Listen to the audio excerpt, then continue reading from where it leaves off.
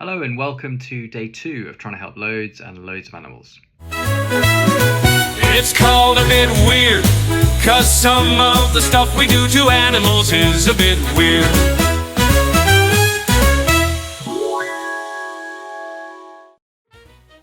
I thought today, rather than give an update, I thought that I would just do a quick recap for everybody about the areas of focus which I've chosen for a bit weird.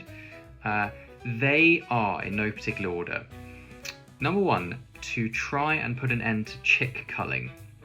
Now, for those of you who don't know what chick culling is, in the egg industry, we put about 35 million male chicks, which are about a day old, into gas chambers, and we suffocate them quite painfully. It's quite grisly, and we do that because they're male and they don't lay eggs, so they're basically a waste product. And that goes on in the egg industry. It actually also goes on in the sort of meat industry, but I'm focusing on the egg industry for now. It's a needless thing. You don't need to do it because there's new gender scanning technology.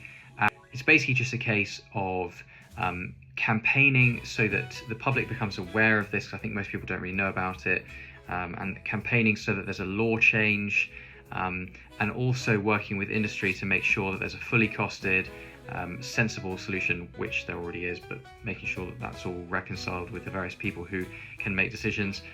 And that is area of focus number 1. Reason for choosing it is I think it's really big impact.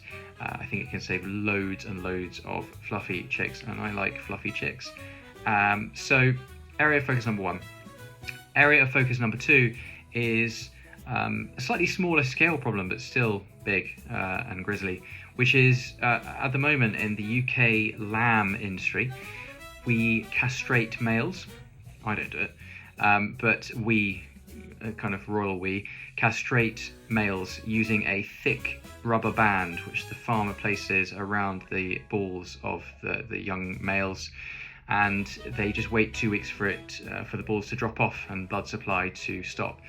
And when they apply the rubber band, the predictable happens and the lamb is in like terrible pain.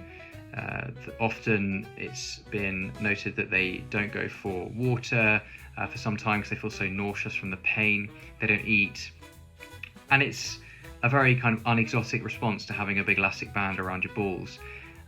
It's horrible.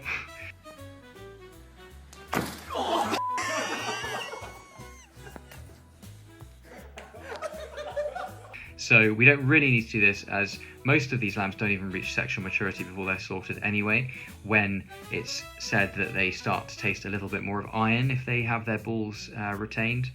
So it's needless again, it's pretty vile, and I think it's something the public don't really know about, so A Bit Weird is going to campaign for a change there.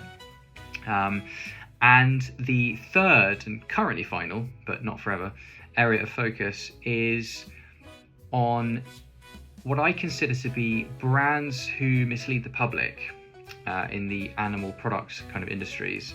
So brands which basically trade off a kind of happy animal motif, it's all very joyful, like big rolling hills and no pain and suffering and death. These are brands which actually in their supply chains, they have suffering, anguish and death.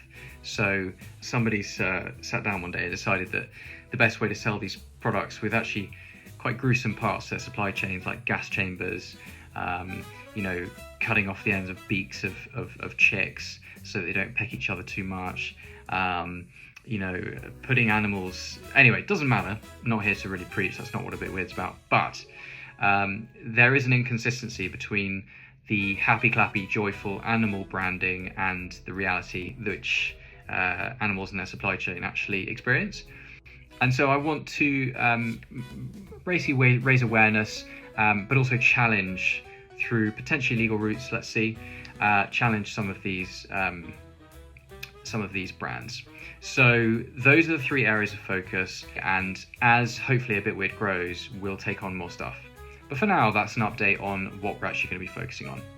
Okay, thanks. Bye. Tune in for day 3.